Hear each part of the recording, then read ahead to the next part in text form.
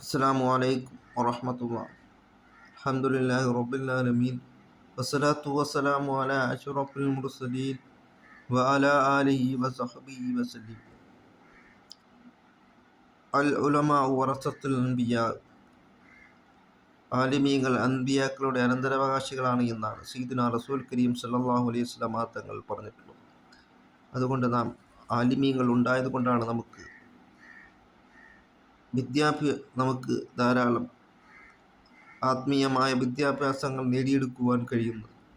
വിശുദ്ധ ഖുർആനെ പറ്റിയും ഹദീസുകളെ പറ്റിയും ധാരാളം അതിഗഹനമായ കാര്യങ്ങൾ നമുക്ക് പഠിക്കുവാൻ കഴിയുന്നത് ആലിമീങ്ങൾ ഉണ്ടായതുകൊണ്ടാണ്.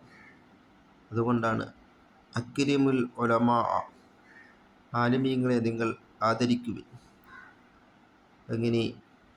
അങ്ങനെ നാം അള്ളാഹുവിലേക്ക് നാം മടങ്ങുകയും ഓരോ സെക്കൻഡ് സമയവും ഇലൽ കബറിലേക്കുള്ളതാണ് എന്ന് നാം മനസ്സിലാക്കിക്കൊണ്ട് നാം ധാരാളം വിജ്ഞാനങ്ങൾ കരസ്ഥമാക്കുകയും അത് പഠിച്ചെടുക്കുവാനും നാം ശ്രമിക്കുക.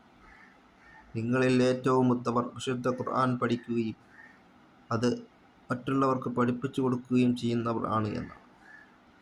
അങ്ങനെ നാം അൽ ഇൽമു ഹയാത്തുൽ ഇസ്ലാം, വിജ്ഞാനം എന്നുള്ളത് ഇസ്ലാമിൻ്റെ ജീവനാഡി എന്നാണ് സയ്യിദുനാ മുഹമ്മദ് റസൂലുള്ളാഹി സ്വല്ലല്ലാഹു അലൈഹി വസല്ലം തങ്ങൾ പറഞ്ഞിട്ടുള്ളത്. അങ്ങനെ നാം ലാ ഹസദ ഇല്ലാ ഫിൽ ഇസ്നത്തൈനി, രണ്ട് കാര്യങ്ങൾക്കല്ലാതെ ഒരാളോടും ഹസദ് വെക്കുവാൻ പാടില്ല എന്നാണ് സയ്യിദുനാ റസൂൽ കരീം സല്ലല്ലാഹു അലൈഹി വസല്ലം തങ്ങൾ പറഞ്ഞിട്ടുള്ളത്. ഒരാൾക്ക് അല്ലാഹു തആല ധാരാളം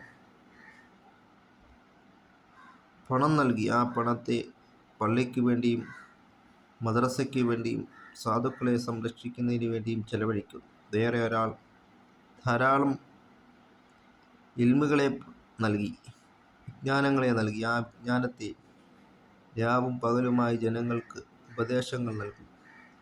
ഈ രണ്ട് കാര്യങ്ങൾക്കല്ലാതെ ഒരാളോടും ഹസദ് വെക്കുവാൻ പാടില്ല എന്നാണ് സയ്യിദുനാ റസൂൽ കരീം സല്ലല്ലാഹു അലൈഹി വസല്ലം തങ്ങൾ പറഞ്ഞിട്ടുള്ളത്. അല്ലാഹു തആല നമുക്ക് നാഫിയായ ഇൽമിനെ അല്ലാഹു തആല പ്രദാനം ചെയ്യുകയും ചെയ്യുമാറാകട്ടെ.